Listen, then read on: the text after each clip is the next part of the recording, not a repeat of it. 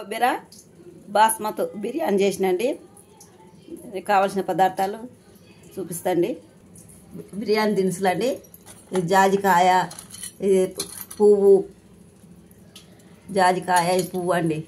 ఇది తోక మిరియాలు, ఇది జాపత్రి, ఇది ఇవి ఇందులో లవంగాలు, సాజీరా, ఇవన్నీ అండి కావాల్సిన బిర్యానీ కావాల్సిన పదార్థాలు. ఇది ఆకు, కొబ్బరి అన్నీ కలిపి కొంచెం వేసుకోవాలండి.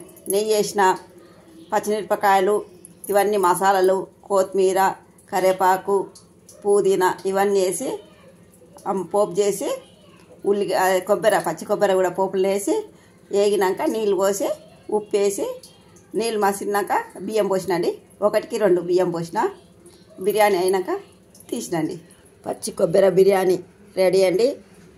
నేను చేసే విధానం మీకు చూపించిన. ట్రై చేయండి, లైక్ చేయండి, షేర్ చేయండి. చూసే వాళ్ళందరికీ థ్యాంక్స్ అండి. బిర్యానీ మీకు ఎవరికి తెలియదు కాదు, కానీ నేను పచ్చి కొబ్బరి వేసి చేసినని మీకు చూపిస్తున్నాండి.